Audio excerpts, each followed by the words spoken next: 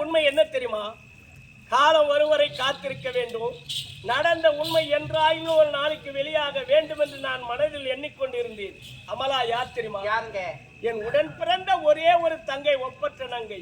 அப்படியா? முத்து யார் தெரியுமா? என்னை ஈன்றெடுத்த தந்தை.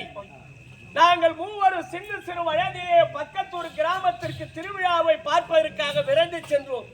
அந்த நேரத்தில் என்ன நடந்தது தெரியுமா? என்னாச்சு? விதி எனும் சூறாவளி காற்று சுயற்றி சுயற்றி சுயற்றி அடித்தன.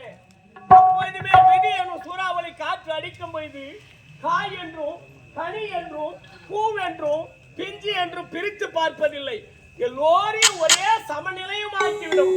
அதே போல எங்கள் மூவரையும் திசைக்கு ஒருவராக பிரித்து விட்டன. ஆனால் ஒரு நிபந்தனை, அன்றிலிருந்து இது நாள் வரையில் உடன் பிறந்த தங்கையும் தந்தையும் பார்க்க வேண்டும் என்று நான் துடித்துக் கொண்டிருந்தேன். பார்க்க முடியவில்லை. ஏதோ என்னுடைய தந்தை வயதானவர், வாழ்வு கற்றவர், இந்த மண்ணுலகை விட்டு விண்ணுலகம் சென்று விட்டார். அவர் எப்படி போனாலும் பரவாயில்லை. ஆனால் என்னுடைய தங்கை அமலாவை நான் பார்க்க வேண்டுமே. தங்கை திருமண பார்க்கறதுக்கு ஆவலா இருக்கீங்களா? தங்கை திருமண பார்க்க போகணும்னா நீங்க என்னை கால் வைக்க வேணும், கட்டபிடிக்க வேணும். ஒரே ஒரு முத்தம் கொடுத்தா தங்கை திருமணத்தை சந்தோஷமா பார்க்க வந்தது. திருமணத்தை பார்க்க வேண்டும் என்றால் என்னை கால் வைக்க வேண்டும். ஒருவேளை உன்னை நான் காதலித்தால் திருமணத்தை பார்க்க முடியும். தங்கை திருமணத்தை பார்க்க முடியும். கண்டிப்பாக. இளவரசியாரே, உனக்கு இருக்கும் ஆசை எனக்கும் இருக்கின்றது. ஐயோ, உங்களுக்கு இருக்கா? ஏன் சந்தேகமா என்ன? பார்க்கலையா? அதெல்லாம் சொல்றேன். நான் இல்லை என்று சொல்லவில்லை. இருந்தாலும் நான் எதற்காக இதுவரையிலும் பொறுமையாக இருந்தேன்? எதற்காக? நீ உண்மையிலேயே என்னை நேசிக்கின்றீரா இல்லையா என்று நான் சோதித்து பார்த்தேன். என் மீது சந்தேகமா? உண்மை. காலிக்கு ஒரே ஒரு வார்த்தை சொல்லி பாருங்க, உங்களை தவிர வேறொரு ஆம்பளை இப்படி எட்டி கூட பார்க்க மாட்டாரு. உன்னை பற்றி எனக்கு தெரியாதா என்ன? என் மாசற்ற மாணிக்கமே, மாதர் குல மணி விளக்கு, பெண் குலத்தின் பொன் விளக்கு, என் குடும்பத்தின் குத்து விளக்கு, உன்னை பற்றி நான் நன்கு அறிந்தவன். உங்க குடும்பத்தை வச்சுக்கா, அணைவே அடையாதது.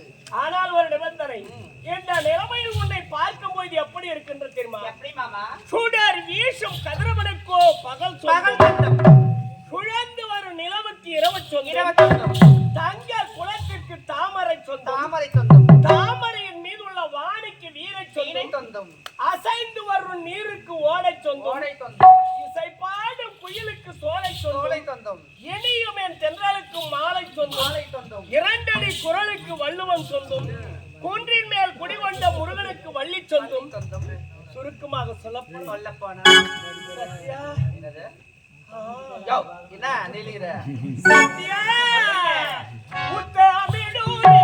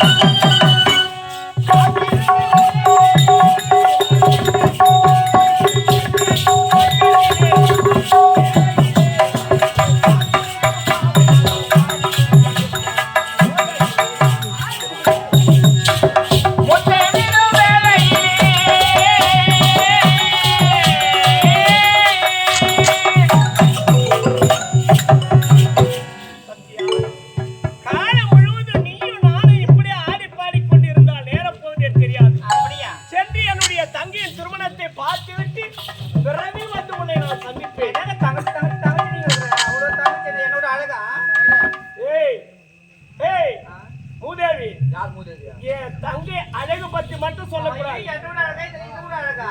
எது? என்னோட அழகு 32 லட்சம் அப்படியே புரிஞ்சிருக்கும். ஆ, அவள் சின்ன சிறு வயதிலே வயது. அவள் நடை அழகும் ஆ, இடை அழகும் ஆ. தொடை அழகும் ஆ. இல்ல யாயா உன் தங்கச்சி எப்படி ரசிப்பாங்க? இப்படி ரசிப்பாங்க? இல்ல என் தங்க அப்படி நல்ல நடந்து வந்ததே ஒரு ஸ்டைல் தான். அப்படியா? வேற எப்படியா? ஏய் அதை விட ஒரு முக்கியமானது என்னது? அவள் உதட அழகு இருக்கு. ஐயோ. சும்மா செக்க செவேன்னு ஆ, அப்படியே மாம்பழம் போல இருக்கும். கோவப்பழம் போல இருக்குமா? மாம்பழம் மஞ்சள் வரைக்கும். ஆனா ஒண்ணு என்னமே? என்ன தெரியுமா, கொஞ்சம் வாய் அதிகமா இருக்கும். அதான் ஒண்ணு எப்படி இருக்கு? அட்ஜஸ்ட் பண்ணிக்கலாம். சரிங்க. சென்று வந்து போய்க்கலாம்.